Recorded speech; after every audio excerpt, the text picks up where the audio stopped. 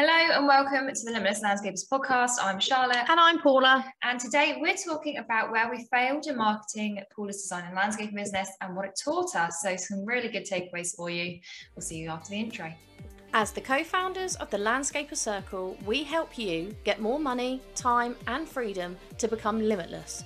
Through our experiences as fellow landscapers and our tried and tested methods, if you want help with your marketing, managing or growing your business, you've definitely come to the right place. If you're a landscaper, garden designer or supplier to the industry, then hit subscribe so you never miss an episode. Now, let's get back to the show. So what do we mean by failed? I really don't think you can fail at marketing because it's something that you are supposed to be testing. You're supposed to test different things, whether it's social media platforms, marketing pillars, seeing if they could work for you. You know, you may be on social media at the minute and you're getting some good inquiries, but there could be Google ads, for example, that are going to give you great inquiries with a much better return on investment. So although you may not get rid of social, you may invest some more of your time in that. But ultimately, even if something doesn't work out for you, it could have been something amazing, and you testing it, even though it may be considered as a failure, isn't really, I don't think.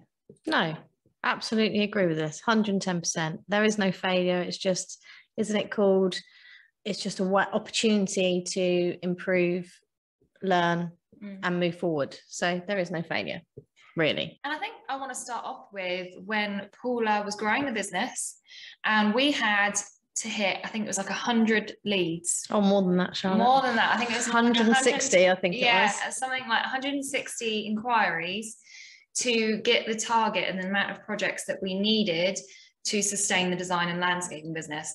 Now, I think not necessarily a failure, but a learning from that is that the quality of those leads then reduced. Yeah, so basically it's going back to knowing your numbers, really. And there's a whole topic on this inside the Landscaper Circle. So if you're a member, you can go check that out. If not, get on the wait list because we'll be opening soon. Basically, it's the importance of knowing exactly how many inquiries you need to get the sales that you need to grow your business to the goal that you've got in mind for that year or beyond. Now, this all comes down to how good you are at sales, for one. That's one part of it. So you have to look at your conversion rates. But it also comes down to the quality of the lead. So particularly if your conversion rates are low, you're going to need more inquiries to fill the funnel in order to convert to sales. But also if they're lower value inquiries, you're going to need more of them to fill the funnel in order to hit your income goals, or whether you want to call it profit goals or revenue goals, whatever you're looking at, that's completely up to you. Now, the problem we had a few years ago now, probably 5 years ago when we were doing this, is the fact that we had three elements of the business. So the design side, the landscaping build side, but we also had recently then set up the artificial grass side. Now, I'm not a huge fan of artificial grass anymore based on my experiences, but back then it was new, everyone wanted it, so we set up a separate side. Now, this meant that we needed so many more of those inquiries to hit our targets for that particular part of the business because the value was lower. It was a quicker turnaround than a full build.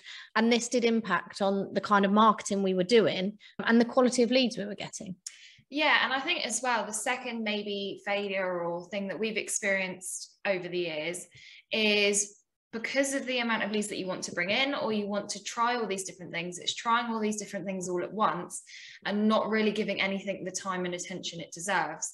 And I think that's a really key thing. I know that it's very easy for our members and our community to see all of these things on Google or on Instagram, or TikTok's the latest thing, or this is the latest way you should be marketing your business, and be like, well, I've got to do this, I've got to do this, I've got to do this, I've got to do this, and now I've also got to do this, and where do I spend my time and what's my priority?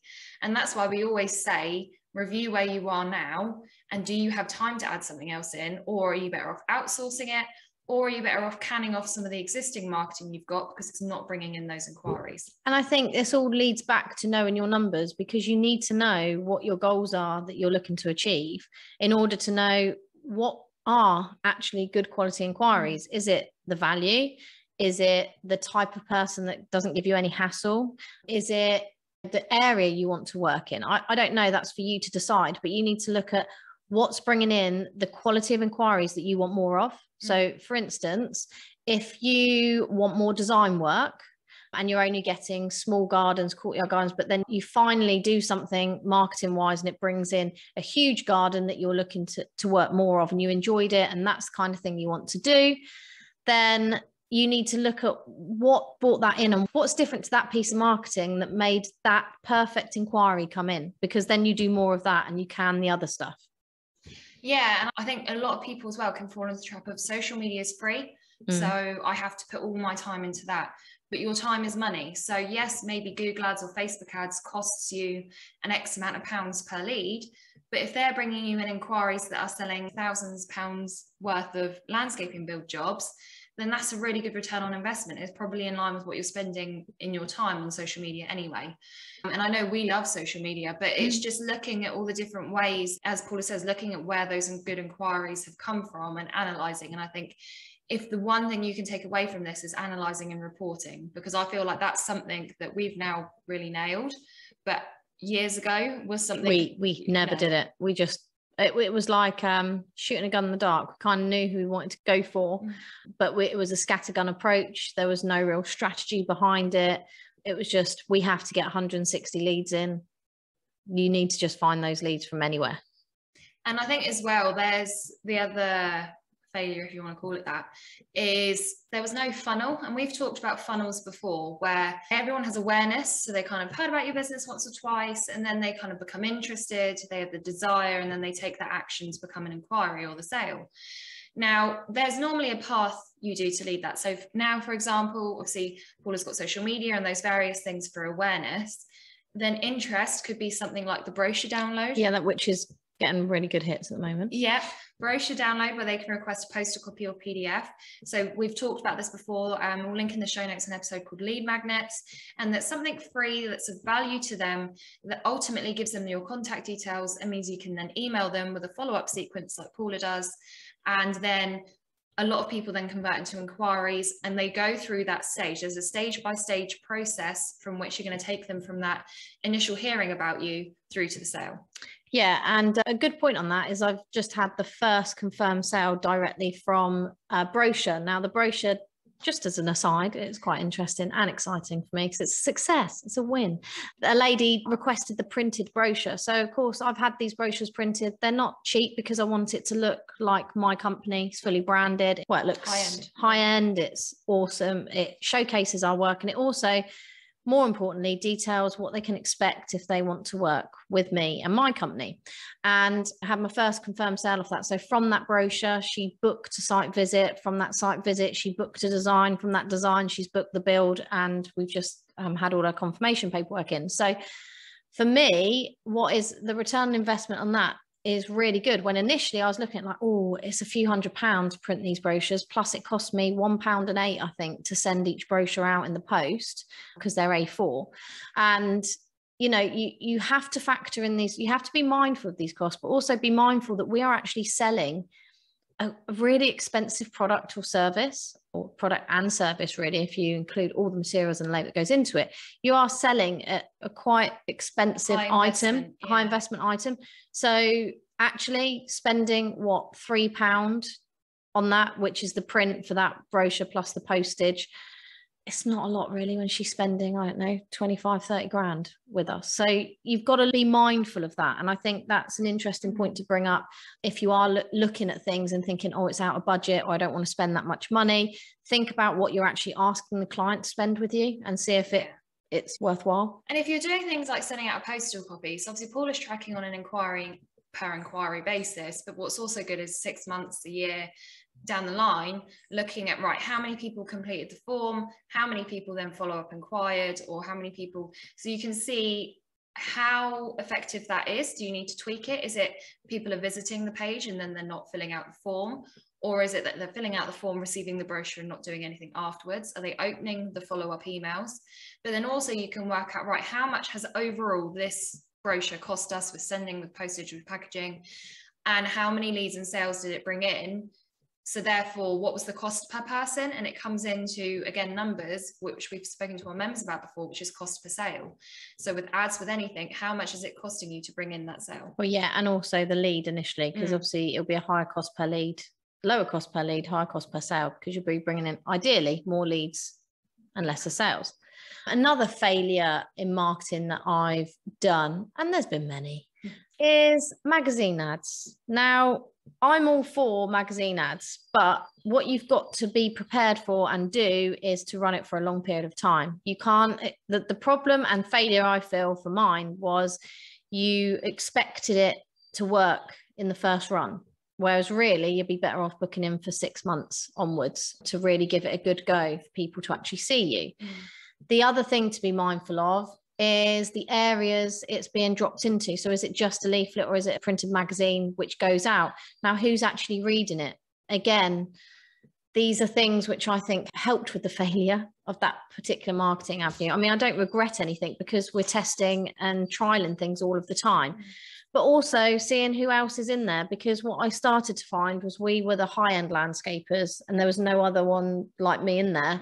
They were all quite low-end and cheap. So when I was going out to, or not myself, but when the guys going out to the appointments to try and sell the job, they expected a cheap product and service because they'd spoken to other people. So therefore, you know, you've got to think of your positioning in there and also the target market that they deem to attract. Yeah, because I think media publications can sometimes send you really great numbers on how many readers they have, but they should also be able to provide you with demographics. So who the people are that are reading it. I know from my previous company, we spent thousands a year on, and I mean tens of thousands on magazine publications and editorials with a PR company, and they performed well for that. But that's because they had consistent placements year in, year out. It's something that you can't just do one-off and expect thousands of pounds in sales from. And I think the same is for leaflets. I'm not against leaflet drops at all. I think if you've got a really good leaflet and that comes down to the design, it comes down to call to action, comes down to lots of different things, we can help you with that over on the done for you side of TLC. But other than that, you then have to look at where you're doing it, how many you're getting out. Are you paying someone to do that? In which case the cost goes up. Is it going out, if you are paying a company to do it, is it going out with a whole bunch of other leaflets that all look the same, that all get thrown in the bin? Is it getting placed into a magazine or newspaper? And most importantly, is it going to the actual houses you want them to go to? Because again, I used to do a lot of leaflet drops in my old job. I used to work as sales manager in a gym. So we used to do a lot of outreach, and outreach was basically giving people flyers all the time, every day, twice a day, sometimes 3 times a day if we had big targets to achieve. And things that we'd be mindful of then as we were walking around is sort of, where are our customers? So we would be handing them out to people walking around. We were in a shopping centre. However, when it comes to landscaping, you're looking at the house. So you don't want your leaflets being dropped to flats, for instance, because who's going to ask you to go and quote for a job there? You're probably not going to want to leaflet large council estates because they might not have larger gardens if you're going for a bigger garden, or they might not own the property, so they're not going to spend the money on the garden. So you've got to be mindful of all these things before you commit to what is quite a big cost, and potentially a good return is 1%. So, you know, you've got to balance that really. And I've done a lot of leaflet drops in my time for the landscaping company as well, and some of them have been great, some of them haven't been so great. And again, it depends on who we'd had delivering them. You know, our win, I suppose, in leaflets is the sorry leaflets that we deliver on every job, which goes out to the neighbours around the area we're working on. And I think that works because we're there. They can see us, they can check in what we're doing, they can see how the lads conduct themselves, they can see if we've got a smart van, if we're all wearing uniform, etc., and get a feel for us.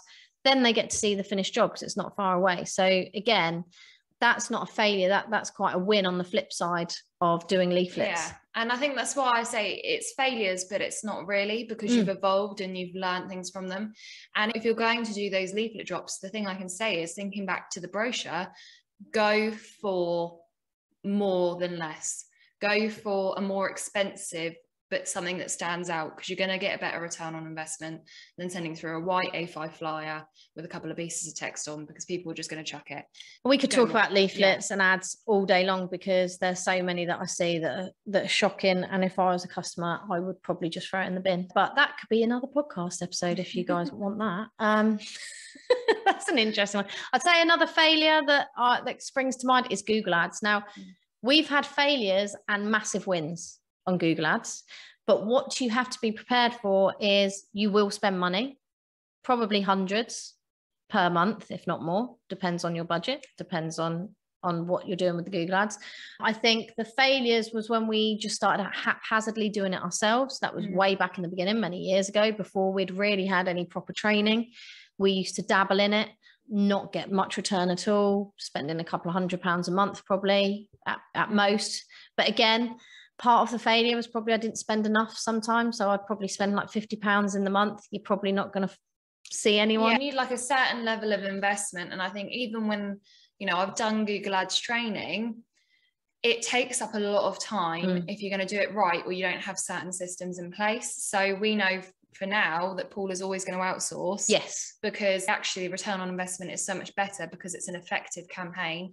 They've got the time, you are paying and the knowledge versus us trying to do it and getting frustrated with the results. It's the same with Facebook ads. That's why we don't offer Facebook ads or Google ads through TLC, because we want to offer you the skills and the experience that we do have and all the knowledge that we can offer you and really get you results. And those are two areas where we know you can get amazing results, but we don't want to spend your money on something that we aren't that confident in. And also we know that we have partners that can provide that to you. Yeah. So it's all about, really, I suppose, a major thing that you need to bear in mind is it's the same as when you're doing landscaping and you're a master of a trade. You need to be mindful of what you can and can't do. And that's not just your knowledge and skill base, but it's also your time. So you may be a landscape or garden designer sat there trying to manage your whole marketing campaign and do the business and manage staff and basically have multiple hats. Now, what you might have to realistically think of, which would be a bigger win in your book, is instead of trying lots of new marketing avenues, is to outsource stuff that you can afford to outsource to people that know what they're doing, i.e. us, if we can help, or we can put you on to someone who can, if we don't know what it is you want to do. And yeah, I think that is the most important thing to remember, that you can't do everything. And you may want to, but you're just going to probably just get stressed out and not do anything very well at all. So yeah, I think part of the win for me as I've grown as a landscape design business is I get to outsource a lot of stuff now, because we are able to pay for that privilege, and it takes a lot of stuff off our plates. Yeah. And I think that ties in very nicely with kind of how the industry is at the minute. Everyone's very busy, lots of inquiries still that are starting to peter off. And there's that backlog of people booked up till June, July, but also just feeling like an overworked employee in their own business. And that's a huge part of the reason why that we're doing a free masterclass at the end of September called Growing Your Design or Landscaping Business in 90 Days or Less. Now, it may seem a bit backwards. Why would you want to grow? Because ultimately you're already overworked and busy. But as Paula just said, it gives you the ability to outsource. And also it doesn't necessarily mean bringing on large teams. We're going to be going through 3 business models with varying different team structures, various different ways of getting income and strategies that have been tried and tested within the industry. Because as you Google, as new trendy, marketing pillars come up, it can be very easy to fall into the trap of, does this apply to my business, or am I just, as you say, jumping on this marketing pillar? We're going to be going through 3 business strategies for success and be giving you a lot more in that class. So if you want to join us, it's a free masterclass, a replay available as well as the live class. And if you turn up live, you'll be getting a bonus of a free bespoke Instagram audit. So I'll be reviewing your Instagram, giving you some tips to move forward to get you those dream inquiries. So the landscapercircle.co.uk/masterclass link will be in the show notes, and we'll see you guys next week. Ciao.